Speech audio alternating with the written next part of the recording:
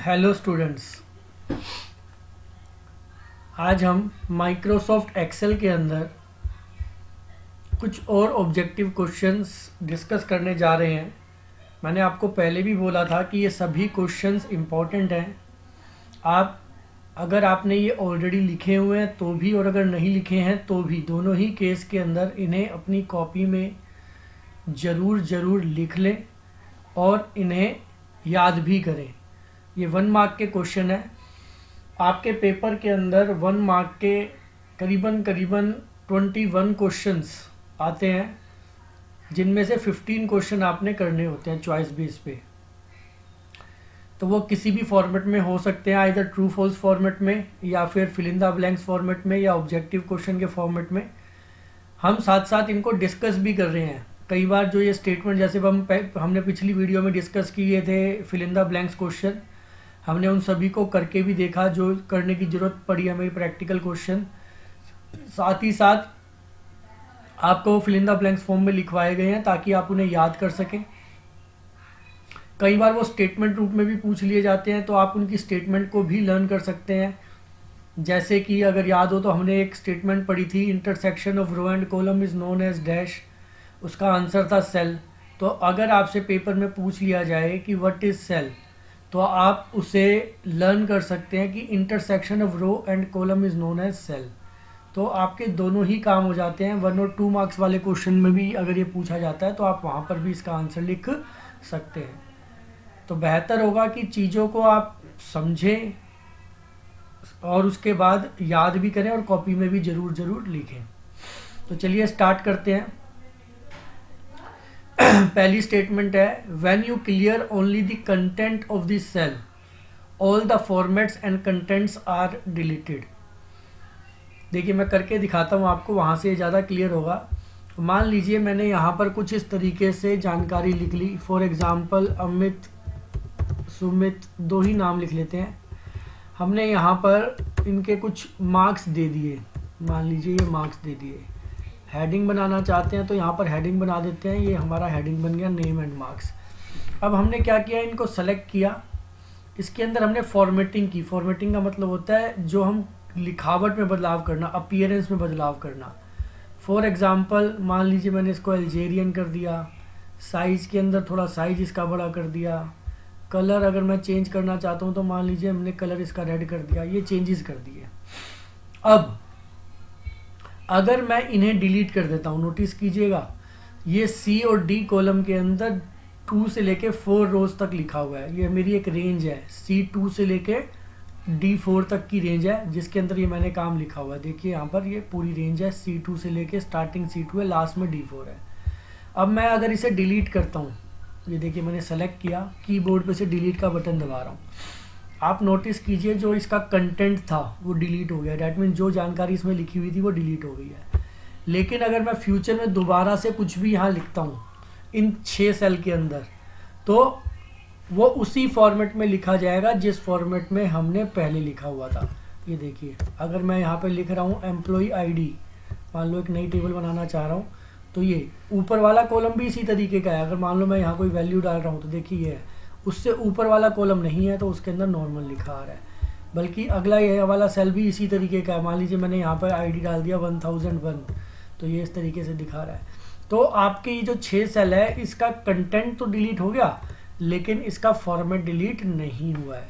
तो आप नोटिस कीजिए इस स्टेटमेंट के अंदर यही लिखा हुआ है, when you clear only the content of the cell all the formats and contents are deleted. जब आप सिर्फ कंटेंट को डिलीट करते हैं, जैसा अभी हमने यहाँ किया था, पहले कुछ लिखा हुआ था उसको हमने डिलीट किया, तो कंटेंट साथ साथ फॉर्मेट भी डिलीट हो जाता है। ये बोला जा रहा है, जो कि गलत है, क्योंकि सिर्फ कंटेंट डिलीट होता है, फॉर्मेट डिलीट नहीं होता है। इसमें लिखा है all the formats and contents are deleted.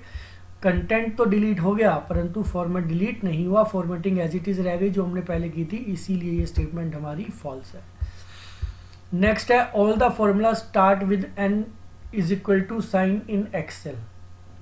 ये स्टेटमेंट ट्रू है। हमने कल फिल इन द ब्लैंक्स के अंदर भी पढ़ी थी, मैंने आपको करके भी दिखा रखा है कि अगर आप कोई भी फॉर्मूला लिखना चाहते हैं तो वो किससे स्टार्ट होता है, इज इक्वल टू के साइन से स्टार्ट होता है। तो आपका यह स्टेटमेंट ट्रू है। कोई भी फॉर्मूला जब आप एक्सेल में लिखेंगे तो वो किस साइन से चालू होगा, इक्वल टू के साइन से। नेक्स्ट है in pie chart only one data series can be plotted. Pie chart के अंदर सिर्फ एक ही सीरीज प्लॉट की जा सकती है। देखिए अगर हम इसको अंडू कर दें और इस तरीके से वापसी ले आए, ये अभी अंडू सिर्फ इस सेल को कर रहा है, अब करते हैं इसको। ये देखिए ये था हमारे पास, इसके अंदर नेम और मार्क्स दो ही चीज़ें हैं, ये एक सीरीज़ कहलाती है यहाँ पर।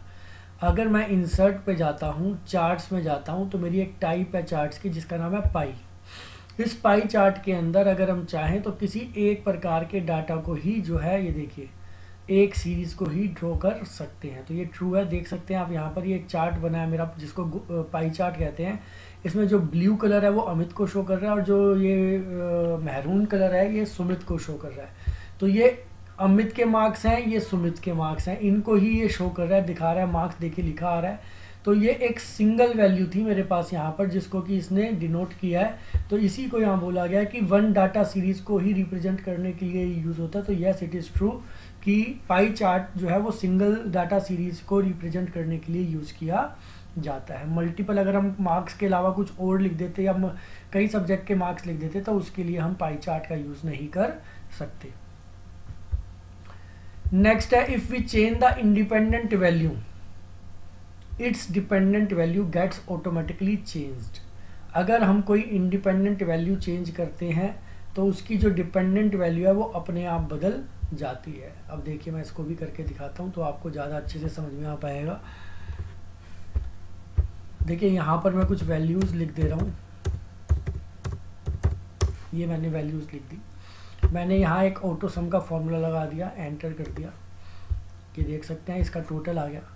अब ये वाली जो वैल्यू है जहाँ पर मेरा आंसर आ रहा है, इसको मैं बोल्ड कर देता हूँ ताकि आपको अलग से नजर आए। ये वाली जो वैल्यू है जो बोल्ड नज़र आ रही है इसे कहेंगे डिपेंडेंट वैल्यू। डिपेंडेंट का मतलब ऐसी वैल्यू जो दूसरी वैल्यूज़ पे डिपेंड करती है। हमारा जो ये सम आ रहा है ये इन चार सेल का जो वैल्यू है उनका एडिशन है। 52 + 41 + 85 + 74 उन सब का सम यहाँ पर दिखाया गया है। जब मैं एंटर करता हूँ तो दिखा रहा है। तो एक तरीके से ये वाली जो वैल्यू है जो हमें 252 दिखाई दे रही है डिपेंडेंट वैल्यू है, क्योंकि इन चार वैल्यू के ऊपर ये डिपेंड करती है। जबकि ये चारों इंडिपेंडेंट है, अगर हम इन चारों में से किसी में भी बदलाव करते हैं तो और इस वैल्यू पे तो फ़र्क पड़ेगा क्योंकि ये डिपेंडेंट है, लेकिन बाकी तीन पे कोई फ़र्क नहीं पड़ेगा। फॉर एग्जांपल मैंने यहाँ 41 लिखा हुआ है, मैं इसको चेंज करके 14 करता हूँ, एंटर दबाता हूँ। नोटिस कीजिए जहाँ पहले 252 लिखा आ रहा था वह चेंज होकर 225 हो गया है। तो यही चीज़ यहाँ लिखी गई है कि if we change independent value, अगर हम इंडिपेंडेंट वैल्यू को चेंज करते हैं तो its dependent value gets automatically change. तो उसकी जो डिपेंडेंट वैल्यू है वो अपने आप स्वतः ही ऑटोमेटिकली ही बदल जाती है। तो यस इट इज़ सो। और करके दिखा देता हूँ मैं, 74 लिखा हुआ है, यहाँ पर मैंने कर दिया 58, एंटर करते हैं, देखिए आंसर चेंज हो गया। तो दीज 4 आर इंडिपेंडेंट वैल्यूज़। इनके अंदर अगर हम कोई भी बदलाव करेंगे तो हमारी जो डिपेंडेंट वैल्यू है जिनके आधार पर ये आंसर हमारे पास आ रहा है वो स्वतः ही ऑटोमेटिकली ही चेंज हो जाएगी। तो ये सही है, इसीलिए इसको यहाँ ट्रू लिखा गया है। नेक्स्ट है you can not open multiple worksheet of A workbook simultaneously. आप एक समय में एक से अधिक वर्कशीट नहीं खोल सकते वर्कबुक में। देखिए पहले मैं आपको बता दूं, आप देखें तो यहाँ लिखा आ रहा है बुक 1। बुक 1 का मीन्स है कि ये आपकी एक फ़ाइल है, इसी को वर्कबुक भी कहते हैं हम। ये आपकी एक फ़ाइल है जिसको वर्कबुक बोला गया है। इसके अंदर यहाँ पर शीट 1, शीट 2, शीट 3 लिखे हुए आ रहे हैं। तो ये शीट 1, 2, 3 जो है ये क्या है, यहाँ पर आपके ये शीट 1, शीट 2 और शीट 3 आपके शीट्स हैं, वर्कशीट जिन्हें बोल देते हैं। पूरा नाम वर्कशीट है, सिर्फ यहाँ पे शीट 1, 2 कहते हैं। ऐसे ये वर्कबुक है, इसका बुक 1 एट प्रेजेंट नाम है क्योंकि अभी तक हमने कोई नाम नहीं दिया है। अब देखिए इस समय जो मैं काम कर रहा हूँ ये 3 शीटें दिखा रहे हैं, इन तीनों में से मैं शीट नंबर 1 पे काम कर रहा हूँ। अगर मैं शीट 2 पे जाता हूँ तो वो खाली पड़ी है, शीट 3 पे जाता हूँ वो खाली पड़ी है। लेकिन अगर मैं चाहूँ तो साइमल्टेनियसली एक से अधिक शीट पे भी काम कर सकता हूँ। कैसे करेंगे, आपको कंट्रोल का बटन दबाना है, शीट 2 पे क्लिक करना है, ये देखिए ये भी एक्टिव हो गई। शीट 1 ऑलरेडी एक्टिव थी, शीट 3 पे मैं क्लिक करता हूँ तो ये भी एक्टिव हो गई। नोटिस कीजिए कलर चेंज हो गया है। अब मैं यहाँ पर एक नाम लिखता हूँ, मान लीजिए मैंने टाइप किया राहुल, और अब मैं जाके चेक करता हूँ इसको। ये देखिए मेरी जब शीट 1 है तो शीट 1 पे तो ये लिखा ही गया, जब शीट 2 पे आया तो यहाँ भी राहुल लिखा आ गया, और शीट 3 पे जाके मैं चेक करता हूँ तो यहाँ पर भी राहुल लिखा हुआ आ रहा है। देख सकते हैं शीट 2 पे भी आ रहा है, शीट 1 पे भी आ रहा है और शीट 3 पे भी आ रहा है। तो अगर हम चाहें तो मल्टीपल शीट्स के ऊपर भी एक साथ काम किया जा सकता है, जबकि यहाँ लिखा है you can not open multiple worksheet of A workbook simultaneously. इसीलिए ये स्टेटमेंट हमारी फॉल्स है, क्योंकि एक्सेल में अगर हम चाहें तो एक से अधिक वर्कशीट को एक साथ ओपन कर सकते हैं, एक साथ कई सारी वर्कशीट पे काम कर सकते हैं। नेक्स्ट है you can if 12A is entered in a cell it will be treated as a number. जैसे आपकी क्लास है 12th D है, 12th C है, ऐसे ही 12th A 12A मतलब हम तो इसको एक सिंपल सा नंबर ही मान रहे हैं, वैसे ये नंबर है नहीं। देखिए मैं अगर 12 लिखता हूँ और उसके बाद और कुछ नंबर लिख देता हूँ यहाँ पर,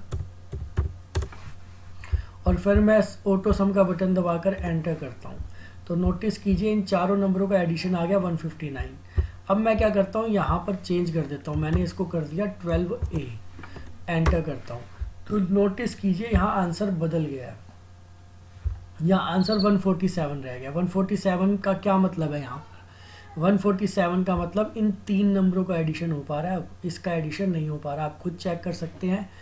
5 + 7 12, 12 + 5 17, 17 का 7 1 कैरी, 2 + 1 3, 3 + 4 7, 7 + 7 14। तो इन तीन नंबरों का ही एडिशन जो है वो 147 है। 12A को इस अब शामिल नहीं किया गया। रीज़न बीइंग क्योंकि अगर सिर्फ इस तरीके से हम लिखते हैं या 12 जैसे हमने पहले लिखा हुआ था तो वो इसमें शामिल हो सकता है एडिशन में, क्योंकि वो एक नंबर है। लेकिन जब हम 12A लिख देते हैं या A12 लिख देते हैं तो उस केस में वो नंबर नहीं रह जाता, वो एक क्या बन जाता है, वो आपका एक टेक्स्ट बन जाता है, और टेक्स्ट को कैलकुलेशन में शामिल नहीं किया जा सकता। तो ये स्टेटमेंट है if 12A is entered in a cell it will be treated as number, तो ये फॉल्स है, क्योंकि जब हम 12A लिखते हैं या A12 लिखते हैं या 1A2 लिखते हैं, कुछ भी लिखते हैं, अगर हमारा कोई भी अल्फ़ाबेट किसी नंबर के शुरू में, बीच में, अंत में आ जाता है तो उस स्थिति के अंदर वह हमारा टेक्स्ट बन जाता है बजाय कि नंबर के। तो इसीलिए ये स्टेटमेंट हमारी यहाँ पर फॉल्स है। नेक्स्ट है if a cell is referred absolutely in a formula its address does not change when copied to other cells. अगर हम किसी सेल को रेफर करते हैं एब्सोल्युटली किसी फॉर्मूला में तो उसका एड्रेस नहीं बदलता है। पिछली क्लास में, पिछली वीडियो में भी हमने इसको सीखा था, अगर आपने ध्यान दिया हो तो। इसके लिए मुझे थोड़ा सा ज़्यादा यहाँ पे काम आपको करके दिखाना पड़ेगा। एक बार मैं इसको थोड़ा चेंज करता हूँ, बल्कि इवन मैं सेकंड शीट के ऊपर ही आ जाता हूँ, उस वाली शीट को छोड़ देते हैं, क्योंकि उसमें हमने कुछ चेंजेस किए हुए हैं कलर के, जिसके कारण वो फिर बार बार बीच में उस तरीके से अलग नज़र आएंगे। तो बिल्कुल सिंपल सी एक टेबल हम बना रहे हैं।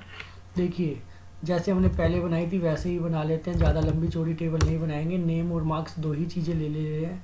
यहाँ पर हम नाम ले लेते हैं, मान लीजिए जतिन, अमित, नितिन, इस तरीके से 3 नाम ले लिए। इनके मार्क्स हम ले लेते हैं, यहाँ पर मार्क्स में हम इस तरीके से लेते हैं, 2 ले लेते हैं, इंग्लिश और मैथ के ले लेते हैं।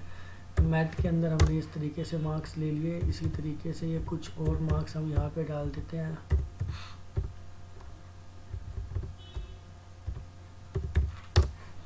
अब देखिए मैं यहाँ टोटल करना चाहता हूँ इनका। मैंने यहाँ पे ऑटो सम का फॉर्मूला लगाया, एंटर कर दिया। अभी जो मेरा तरीका यूज़ हुआ है वो रिलेटिव रेफरेंसिंग है, क्योंकि इसमें डॉलर का चिन्ह नहीं है। लेकिन मैं इसको रिलेटिव की जगह एब्सोल्यूट लिखना चाहता हूँ, मैं जानबूझ के डॉलर लगा देता हूँ यहाँ पर। ये देखिए मैंने डॉलर का चिन्ह दोनों के आगे, कॉलम के नाम के आगे भी और रो के नाम के आगे भी लगा दिया, और अब मैंने एंटर किया। तो नोटिस कीजिए मेरा आंसर जो है वो सेम ही है, पहले की तरह ही है, कोई बदलाव नहीं आया। लेकिन जब मैं इसे कॉपी करता हूँ तो देखिए सभी में आंसर 92 आ रहा है, जबकि ऐसा नहीं हो सकता, क्योंकि जब हम 41 + 52 करेंगे तो अगर हम यूनिट प्लेस के नंबर को भी देखें तो 2 + 1 3 होता है, जबकि यहाँ 2 लिखा आ रहा है। तो इट मीन्स होगा ये गलत है। यहाँ पे आंसर हमारा 93 आना चाहिए था, जो इसकी बजाय ये 92 आ रहा है। और इसी तरीके से यहाँ देखें तो यूनिट प्लेस पे 5 + 1 6 होना चाहिए था, और जबकि 6 + 4 10 होना चाहिए था, तो वो भी गलत आ रहा है। 106 की जगह 92 आ रहा है। ऐसा क्यों हो रहा है? क्योंकि जब हम डॉलर के चिन्ह का प्रयोग करते हैं और उसके बाद फॉर्मूला को कॉपी करते हैं, जैसा हम पहले भी कई बार कर चुके हैं, तो हमारे सेल एड्रेसेस चेंज नहीं होते। देखिए यहाँ सेल एड्रेस वही लिखा आ रहा है जो ऊपर था, यहाँ पर भी यही सेल एड्रेस था B2 C2 डॉलर के चिन्ह के साथ, और यहाँ पर भी वही सेल एड्रेस है, इवन अगले में भी यही सेल एड्रेस है। तो डॉलर के चिन्ह का यही आपका काम होता है कि अगर हम मूव कर रहे हैं तो हमारा सेल एड्रेस चेंज नहीं होता। तो यही लिखा हुआ है, if a cell is referred absolutely in a formula it address does not change when copied to other cell. तो इट इज़ ट्रू, जब हम कॉपी करते हैं तो सेल एड्रेस चेंज नहीं होगा यदि हमने सेल के अंदर वैल्यू एब्सोल्युटली यूज कर रखी है। नेक्स्ट है, when you increase the font size the row height gets automatically adjusted. अगर आप किसी सेल के अंदर कोई वैल्यू लिखते हैं, आप देखिए मान लो ये लिखा हुआ है यहाँ पर, मैं इसको चेंज करना चाहता हूँ साइज को, ये देखिए यहाँ से चेंज करते हैं हम इसको। देखिए जितना बड़ा कर रहा हूँ उसके अनुसार आप देख रहे होंगे जो रो की हाइट है वो भी कम ज़्यादा हो रही है। अगर कम कर रहा हूँ तो रो की हाइट कम हो जा रही है, एक लिमिट के बाद शायद कम ना हो, अब नहीं हो रही, लेकिन जैसे जैसे बढ़ा रहा हूँ आप देख पा रहे होंगे रो की हाइट भी बढ़ती चली जा रही है। तो ये जो हमारी स्टेटमेंट है ये ट्रू है यहाँ पर, जिसमें लिखा हुआ है कि रो की हाइट ऑटोमेटिकली कम या ज़्यादा होती है। जब हम फ़ॉन्ट साइज को चेंज करते हैं तो रो की हाइट भी ऑटोमेटिकली एडजस्ट हो जाती है। नेक्स्ट है, by default the numbers are left aligned and text value are right aligned. जब हम एक्सेल के अंदर काम करते हैं, मान लो कोई हम नंबर लिख रहे हैं, मान लो 14 लिखा, तो देखो ये कहाँ चला गया, मैंने लिखा तो लेफ्ट में है लेकिन एंटर का बटन दबाते ही ये अपने आप ही सेल के राइट हिस्से में चला जाता है। जबकि अगर मैं कोई नाम लिखता हूँ, मान लीजिए मैंने कोई नाम टाइप किया, नाम जो है वो हमारा क्या कहलाता है, टेक्स्ट टाइप कहलाता है, तो वो उसी जगह लिखा रहा जहाँ मैंने उसे लिखा, लेफ्ट में लिखा था लेफ्ट में लिखा रहा। तो इसे कहते हैं राइट अलाइनमेंट और इसे कहते हैं लेफ्ट अलाइनमेंट। आप देखिए मैं अगर इस पर क्लिक करता हूँ और यहाँ पर ये मेरे पास अलाइनमेंट के बटन है, राइट करता हूँ, वैसे तो ये ऑलरेडी राइट है, अगर चाहूँ तो मैं अपने अनुसार इसे लेफ़्ट ले आ सकता हूँ, लेकिन जो ऑटोमेटिकली है वो क्या है, जब भी हम कोई संख्या लिखेंगे, नंबर लिखेंगे तो वो राइट अलाइंड होगा, और जब भी हम कोई टेक्स्ट लिखेंगे तो वो ऑटोमेटिकली क्या होगा, लेफ़्ट अलाइंड होगा। तो इस तरीके से ये हमारे पास इस तरीके से नंबर्स को और टेक्स्ट को लिखा जाता है। तो यही लिखा हुआ है, by default the numbers are, यहाँ गलत लिखा हुआ है, नंबर्स आर राइट होने चाहिए थे जबकि लिख दिया लेफ़्ट, जबकि टेक्स्ट आर राइट लिख दिया गया जो कि क्या होना चाहिए था, लेफ्ट, उल्टा लिख दिया, तो इसीलिए ये स्टेटमेंट फॉल्स है। नेक्स्ट है, formats can be applied to blank cell also. अगर आप चाहें तो क्या खाली सेल पे भी फॉर्मेटिंग कर सकते हैं। देखिए ये सेल खाली है, अभी इसमें कुछ भी नहीं लिखा हुआ, अगर मैं लिखता हूँ तो ये देखिए नॉर्मल लिखा जा रहा है, ब्लैक कलर से लिखा जा रहा है, इवन शीट 1 पे ही चले आते हैं वहाँ पे, क्योंकि हमने फॉर्मेटिंग पहले से कर रखी है। तो मैं यहाँ पे करता हूँ, साइड में हमारी वो फॉर्मेटिंग यहाँ पे कहीं थी, ये देखिए रेड कलर वाली यहाँ पर है, यहाँ पर है, इससे अगले में नहीं है, इससे अगले में नहीं है, तो ये सिर्फ इन 6 सेल के अंदर थी। मैं यहाँ पे गया, मैंने यहाँ पे कुछ चेंजेस किए खाली ब्लैंक सेल के अंदर ही, देखिए मैंने सेल फ़ॉन्ट साइज चेंज किया, सेल रो हाइट अपने आप चेंज हो गई।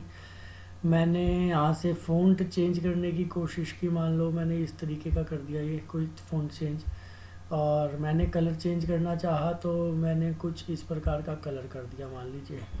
तो अगर ये खाली सेल था, अभी इसमें मैंने कुछ नहीं लिखा हुआ, अगर मैं यहाँ लिखूँगा तो नॉर्मल लिखा जा रहा है, यहाँ लिख रहा हूँ नॉर्मल लिखा जा रहा है, यहाँ लिख रहा हूँ नॉर्मल लिखा जा रहा है, लेकिन जब इस सेल के अंदर लिखूँगा तो जो मैंने वहाँ चेंजेस किए थे पहले, इससे पहले खाली सेल में किए थे, वो अप्लाई होंगे। तो यही स्टेटमेंट यहाँ लिखी हुई है कि formats can be applied to blank cell also. तो येस इट इज़ ट्रू, अगर हम चाहें तो खाली सेल को भी फॉर्मेट कर सकते हैं ताकि जब फ्यूचर में लिखें तो उसी फॉर्मेट में लिखा हुआ आए। नेक्स्ट है, in Excel the formula is equal to A5 plus A6 is not same as A5 is equal to A5 plus A6। तो देखिए करके देखते हैं, ये हमारा एक कॉलम है, ये 5 और 6 दो हमारे सेल हैं। कहता है कि हम अगर फॉर्मूला लगा रहे हैं, मान लो हमारे पास यहाँ कोई 2 वैल्यू लिखी हुई है, ये 2 वैल्यू लिखी हुई है, हमने इस जगह पर फॉर्मूला लगाया is equal to A5 plus A6, answer आता है 86। आप देख सकते हैं जो वहाँ लिखा हुआ है वो यही हमने लिखा है, is equal to A5 plus A6। A5 A6 में हमें वैल्यू लिखनी पड़ेगी तो ये आंसर आएगा, वरना नहीं आएगा। तो हमने A5 A6 में कुछ वैल्यूज़ लिख दी, उससे अगले सेल के अंदर एक फॉर्मूला लगा दिया equal to A5 plus A6। Answer आ रहा है, ठीक है। अब इसी को हम चेंज करते हैं, जैसे कि वहाँ लिखा हुआ है, उसमें लिखा है A5 लेफ्ट में भी लिखा हुआ है। देखिए मैं अभी दिखा भी देता हूँ आपको। मैंने यहाँ लिख दिया, इसको कर दिया, ये देखिए is equal to A5 plus A6 capital में लिखा हुआ है और यहाँ स्मॉल में लिखा हुआ है, साथ में A5 लेफ्ट में भी लिखा हुआ है।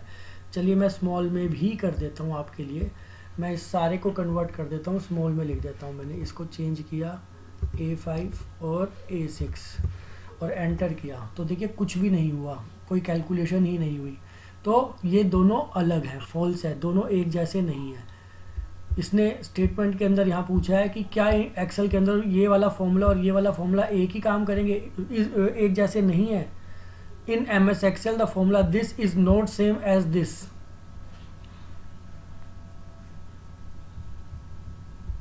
तो ये स्टेटमेंट हमारी यहाँ पर ट्रू होनी चाहिए, इसको करेक्ट कर लें, यहाँ पर इसको ट्रू कर लें, ये सेम नहीं है। वैसे जो इसका सही देने का क्वेश्चन का तरीका है वो इस प्रकार होना चाहिए था, इसके अंदर लेफ्ट में नहीं लिखा जाना चाहिए था, सिर्फ केस सेंसिटिव दिखाना चाहिए था। यहाँ कैपिटल में लिखा गया, यहाँ स्मॉल में लिखा गया। तो इस तरीके से अगर लिखा जाता है तो उस केस के अंदर ये फॉल्स हो जाएगा। देखिए मैं करके दिखा रहा हूँ आपको। यहाँ पर मैंने पहले फॉर्मूला लगाया था, वो कैपिटल लेटर्स में था, अब स्मॉल में लगा के दिखा रहा हूँ और फिर दिखाता हूँ कि आंसर आ रहा है कि नहीं आ रहा। तो नोटिस कीजिए, अगर मैंने स्मॉल में लिखा तो भी सेम आंसर आ रहा है 86, और कैपिटल अपने आप ही हो गया वो, तो भी आंसर आ रहा है ए। दोबारा से भी लिख के दिखा देता हूँ, आपको लगे कि वो गलत है या कैपिटल में लिखा था। तो देखिए मैंने स्मॉल में लिखा, एंटर किया, 86 शो कर रहा है और वो ऑटोमेटिकली उसे कन्वर्ट कर देता है कैपिटल के अंदर। तो अगर ये स्टेटमेंट है तो ये फॉल्स होगा, लेकिन अगर यहाँ पर A5 लिख दिया जाता है तो ये ट्रू होगा कि ये सेम नहीं है। लास्ट है हमारा, the sum function has more than one argument. Sum function के अंदर एक से ज़्यादा आर्ग्यूमेंट लिखे जाते हैं। तो देखिए जैसा कि अभी हमने किया था, शायद यहाँ पर भी ये किया हुआ है। तो अगर यहीं कर लेते हैं, दोबारा से कर लेते हैं एक बार, एक दो और डाल देते हैं। अब देखिए अगर मैं इजिकल टू सम लिखता हूँ और ब्रैकेट के अंदर यहाँ पर ये वैल्यू देता हूँ, सिर्फ एक वैल्यू दे देता हूँ सिंगल, तो वो एडिशन करेगा ही नहीं, वो सेम वैल्यू कर देगा। तो हमें यहाँ पर कम से कम एक से अधिक, कम से कम दो वैल्यू तो लिखनी होंगी, तभी वो क्या करेगा, एडिशन करेगा। मान लो मैं साथ में F8 और लिख देता हूँ, इसको F8, तो ये एडिशन कर रहा है, किन दो नंबरों का कर रहा है, इन दो नंबरों का कर रहा है, 14 और 54 का। लेकिन अगर सिर्फ एक ही वैल्यू लिखते हैं तो वो कुछ काम ही नहीं परफॉर्म करेगा, वो सेम नंबर को लिख देगा यहाँ पर। तो यस, जब हम सम फंक्शन का यूज़ करते हैं तो हमारे पास आर्ग्यूमेंट एक से ज़्यादा होने चाहिए। अगर एक ही आर्ग्यूमेंट होगा तो उसका कोई फ़ायदा नहीं होगा। तो ये कुछ ऑब्जेक्टिव क्वेश्चन थे जिनको हमने प्रैक्टिकली भी करके देखा, जहाँ जहाँ ज़रूरत थी, और आपको समझाया गया। इनको सभी को आप अपनी कॉपी में लिखें, याद करें। आपके 1 मार्क के क्वेश्चन में इस तरह की चीज़ें पूछी जा सकती हैं। Thank you.